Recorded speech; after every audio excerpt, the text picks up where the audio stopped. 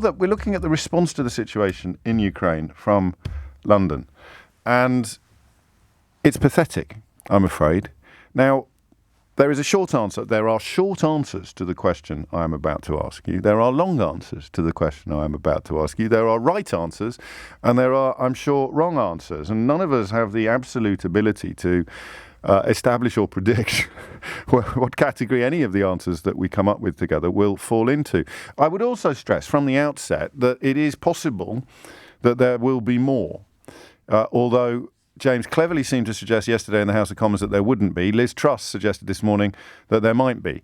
Liz Truss, in at least one interview this morning, was shown a photograph of her celebrating at a party with the wife of one of Vladimir Putin's former ministers, who's also a very generous donor to the Conservative Party. And that perhaps is the beginnings of the first answer to the question of why has Boris Johnson responded to such blatant military aggression, described by him as blatant military aggression. I really want you to get to the crux of this question. This is the crucial bit.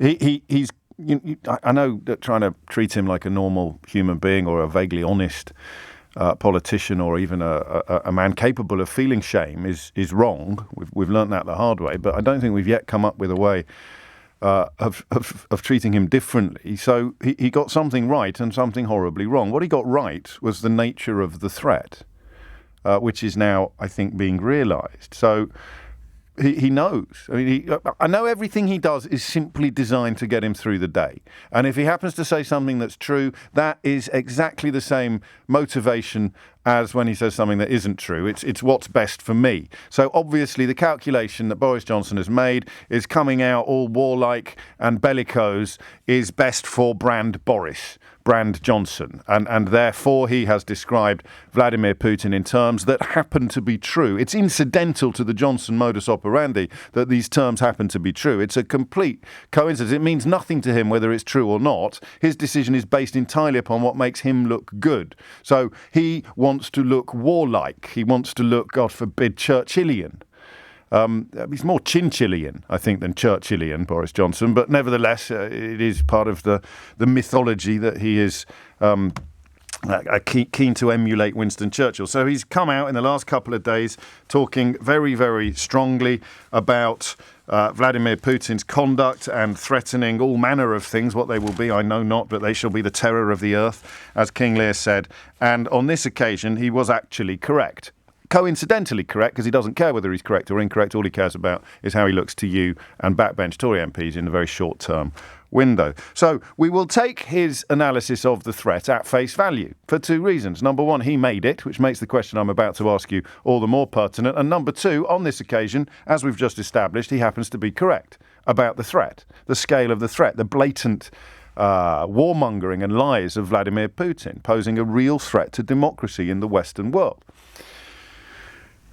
So why has he responded so pathetically? If his own analysis is true, why has he responded by sanctioning 3 people that don't live here, at least 2 of whom, I need to double check this. I should double check this stuff before I come on air instead of listening to my new stings 37 times on my headphones. At least 2 of whom are already sanctioned in the United States of America. I think all 3 are. I could be wrong. And 5 banks, which are not considered by anybody who is an expert in such matters to be major players in any of the schemes that we are, or any of the behaviours that we are supposed to be addressing. Just think about it. Think about it. Pause. And listen, I know if you've got your little flag out and you still think Johnson is your man and he got Brexit done and all that sort of thing. I know how hard this is for you, but I am here to catch you when you are ready to fall from that ridiculous precipice that you've climbed up to. Let's go for Brexit briefly. He got Brexit done. That involves imposing economic sanctions on his own country.